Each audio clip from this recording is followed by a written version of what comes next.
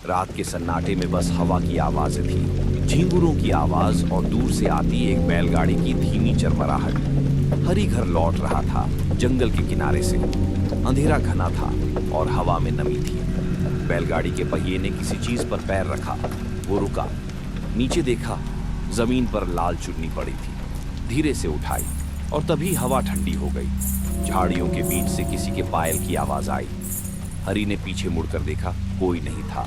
वो डर गया। बैलगाड़ी मोड़ी और तेजी से गांव की ओर भागा। माँ, रास्ते पर कोई थी, लाल साड़ी में। माँ कांपते हुए बोली, कभी उस रास्ते से मत जाना बेटा, वो गौरी का पेड़ है। उस रात कोई नहीं सोया। गांव के बुजुर्ग वही पुरानी कहानी दोहराने लगे, जो अब बस डर नहीं, हकीकत बन चुकी थी।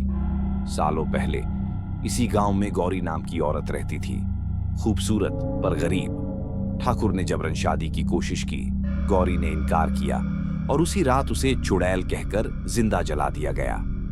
आग की लपटें उठ रही थीं, लोग चिल्ला रहे थे, मारो, चुड़ैल है। गौरी रस्सियों में बंधी हुई थी। उसकी आंखों में आंसू नहीं, आग थी। उसने आखिरी बार ठाकुर की तरफ देखा। मैं वापस आऊंगी ठाकुर, इस मिट्टी में मेरी राख नहीं, मेरा बदला दफन है। कहते हैं आग बुझी तो सिर्फ राख नहीं, वादा भी बाकी रह गया। हर साल उसी रात हवा में उसकी चुन्नी उड़ती है और कोई न कोई गायब हो जाता है। अगले दिन गांव में डर था। लोग आपस में फुसफुसा रहे थे, कल रात फिर चुन्नी दिखी थी। हाँ, ठाकुर के पोते ने देखी थी। ठाकुर का पोता अर्जुन घमंडी और निडर। वो बोला, कौन गौरी? चलो देखते हैं उसे, आज सच का पता लगाऊंगा। रात हुई। अर्जुन लालटेन लेकर उसी रास्ते पर निकला। हवा तेज थी, दरख्त झूम रहे थे।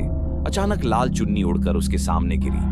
वो हंसा, आजा गौरी, दिखा अपना रूप। कुछ पल सन्नाटा, फिर पायल की धीमी झनक। तुम्हारे लहू में उसी ठाकुर का खून है, अब तुम्हारा भी वक्त आ गया।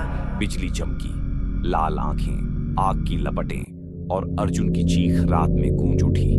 सुबह जब लोग वहां पहुंचे तो बस राख थी और उसके पास वही लाल चुन्नी।